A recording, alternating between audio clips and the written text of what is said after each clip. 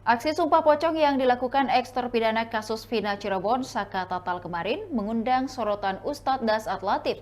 Lewat akun Instagramnya, Ustadz asal Sulawesi Selatan itu menyesalkan ritual yang dilakukan Saka Tatal demi membuktikan kasus hukum yang menjeratnya.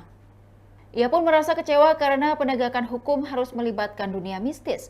Ungkapan Bugis beleng-beleng atau yang artinya sangat bodoh atas ritual itu bahkan keluar dari pemikiran Ustadz Dasat Latif. Postingan Ustadz Dasat Latif pun ramai ditanggapi sejumlah masyarakat termasuk publik figur. Salah satunya dari pengusaha muda Taki Malik. Sementara itu warganet lainnya setuju dengan ucapan Ustadz Dasat. Sebelumnya Saka Tatal melakukan ritual sumpah pocong di Padepokan Agung Amparan Jati Cirebon, Jawa Barat pada Jumat 9 Agustus 2024. Pada pukul 14.15 waktu Indonesia Barat, ritual sumpah pocong itu dilakukan Saka Tatal di hadapan pimpinan Padepokan Agung Amparan Jati, Raden Kilap Sugiono dan para kuasa hukumnya.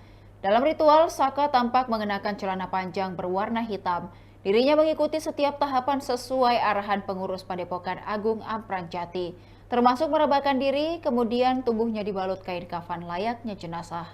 Demikian Tribun Timur Hot News kali ini, saksikan berita lainnya hanya di kanal YouTube dan Facebook Tribun Timur. Download Tribun X sekarang, menghadirkan lokal menjadi Indonesia.